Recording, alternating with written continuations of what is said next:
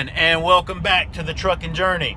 This is an episode about how to set your truck up, because a lot of the new drivers I see, and I'll see how they've got their truck set up, and I'm like, man, there's a better way to do it than that. I guess we'll start from left to right and work our way back. But in the door here, there's a few things I always like to have there. Like, number one, my gloves. For when I'm fueling, dealing with landing gear, any of that kind of stuff, you want to have some gloves in your door. I don't use this very often, but some of your shippers require you to have a reflective vest. So I have it, and it's right there in the door when I need it. Another thing to always have in your door is a working flashlight, which looks like I'm due for some new batteries soon. Another good item to have in your door is a rag, because sometimes you need to wipe your dipstick, when you check your oil. Now on my dash, it's a pet peeve. I do not like to have a bunch of crap there. Only things I have on my dash is my clipboard, which I'll have a couple of the barcode sheets, and then I have my logbook, which mine's red, like big red. Up top is where I'll keep my hats and extra seals, those lumber checks. Here's where I hang my sunglasses and have my highlighters, and I've got my CB hanging there. And then I got something new, a gear keeper. I like this thing. I can just grab the mic and say, breaker, breaker, this is showtime. Can I get a radio check? And then just let it go. Thank you, driver. This little on-the-floor organizer cup holder thing, I love it, people. I love it. Especially if you're team driving and you don't have one. There's 2 cup holders in this entire truck. That's not enough, Freightliner design truck people, because on the passenger side, there's not any. Like Boone doesn't have a cup holder. Sorry, Boone. This has a couple of cup holders. There's a place where my pins are always there. I used Velcro to secure it. Put a strip on the wall there, and then also on the back of the organizer, so it doesn't slide around all over the truck. It stays in place. In the overhead compartment is where I keep my atlas and also my permit book, where I can get to it if I ever get pulled over without having to take my seatbelt off. Now, when I go shopping at Walmart, which is where I do the majority of my shopping for food, I'm in the habit of just sticking all my bags up here, because what I use those for is trash bags.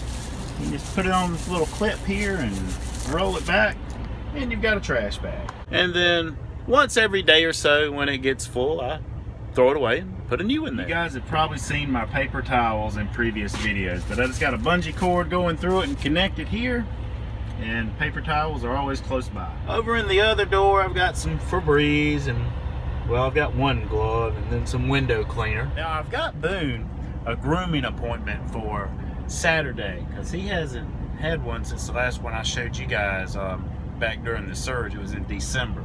So he's shedding now. It's springtime and everything, so we're going to get old Booner shaved over there. But this helps. It's an air hose that's hooked behind the passenger seat to my airlines. The shop will install it for you for no charge. Just need to go buy the air hose. It's about 16 bucks. And when you change trucks, the air hose stays. But heck, I turned it in as an expense, so I got my $16 back. But this is really good for blowing dust off, the floor. Just open up your doors, blow it out. It's good for cleaning the air vents and all the little nooks and crannies in the truck. Well, that's the front of the truck, guys. Let's go back to the sleeper. One thing that you must have is a power inverter, and the shop will install that for you as well for free. The one everyone always gets is a 1500 inverter. They sell them in the company store. They're usually about 150 bucks. But what it does, it has a couple of plug-ins. It's hooked to the batteries of the truck, and you can power a bunch of stuff, such as a refrigerator and microwave. I absolutely love having a fridge with a little freezer on here.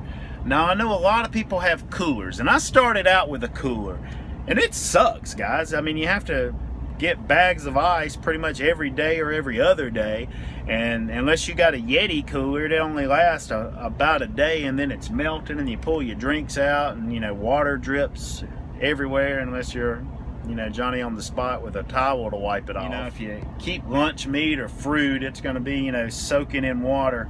I don't like the idea of a cooler in ice, not in the truck. A fridge works much better. Now, your truck stops and probably Walmart too sell this electric cooler that plugs into your 9-volt. I think it's made by Coleman, and I think there's even one that you can make it get hot as well.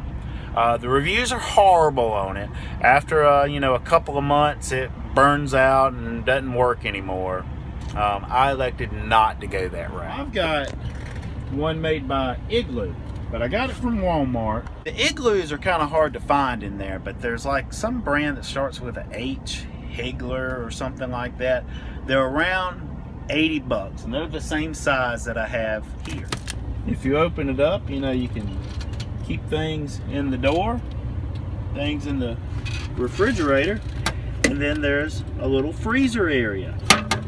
Couple of tips on putting your fridge in here. You'll notice there's a small 2x4 under mine. The reason is, prior to putting that there, every time I would open up the door, stuff would fall out. But putting the 2x4 in the front gives it a little bit of an arch, so everything stays in there nice and secure.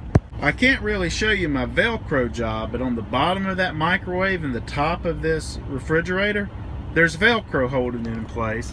And then also there's 2 bungee straps going all the way around. And one of my partners stepped on my microwave, so I got a little dent there. That dent in the door was in there when I took it out of the box, but it ended up getting me a 10% discount. So I think I've got $78 in that Igloo. Another problem you may run into is it tipping over when you're on exit ramps. So I hooked a bungee cord to this and the TV strap, which keeps that from happening. Doesn't happen very often, but certain turning maneuvers, it will tend to tip over if you don't have that.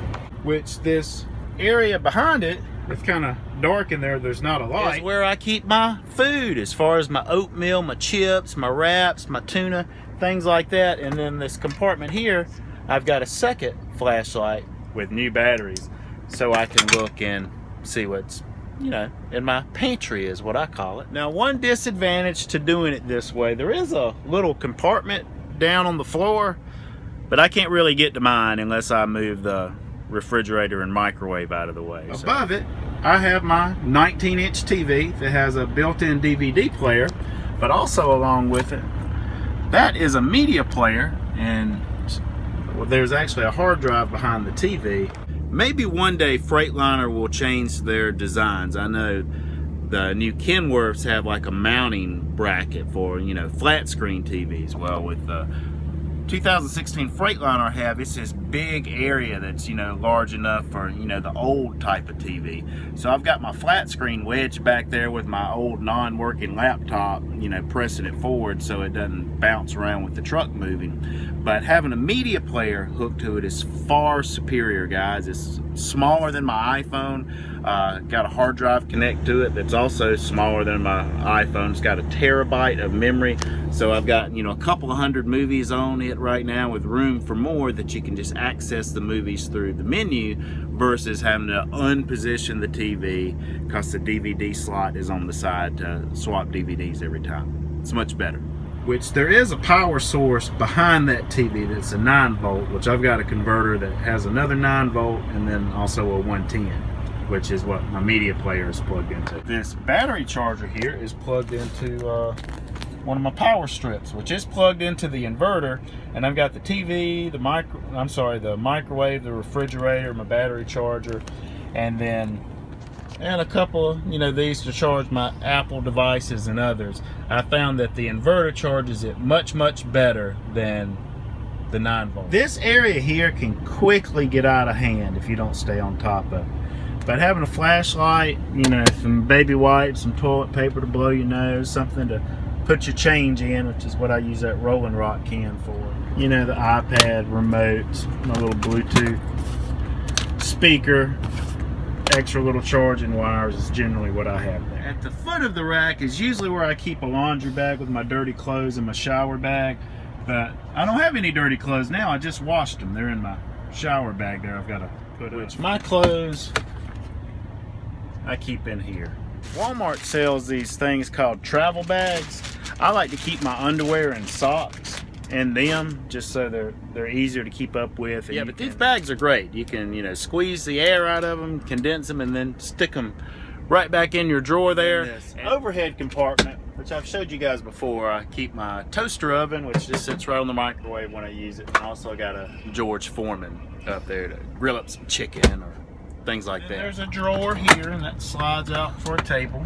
That's usually where I keep my fork and spoons. And there's a storage compartment under the drawer, which is where I will keep, you know, a case of water, paper plates, things like that. I wear my running shoes most of the time, but I keep my boots back here, out of the way. But, you know, if it starts raining or there's puddles or something outside and I have to get out, you know, I switch and put my boots on. That is pretty much the inside of the truck. And my compartment over here, you always want to have several loading straps. And I've got WD-40. I've got a, you know, a mallet to bang on tires and things, some extra windshield wipers, coolant, things of that. You know, that's really the area you want to keep those kind of things. All right, that's going to be a wrap on episode 102. Hope a few of you truckers got some tips on how to set your truck up for the journey. Because if your goal is to make $50,000, $60,000 this year or better, you're going to be spending some time in your truck. So you want to have an environment that's comfortable for you, that you have some entertainment so you're not going crazy out here on the road with all this solitude. And, you know, having a mini little kitchen where you can always have nutritious food close by. It's a pretty big deal in my book. But I know I have not been cranking out 3 videos a week like, you know, I sometimes do. But I don't want to bore you guys. And, you know, it's not about quantity. It's about the quality here on the trucking journey. And, you know, I'm just doing the Walmart deliveries and Sam Club deliveries, which I've showed you guys a few times already. But I only got a couple more weeks of it, then I'm going to take some home time, and then I will start a new chapter of the journey with me being a training advisor and doing my best to prepare brand new people out of truck driving school for this world we know as a trucker.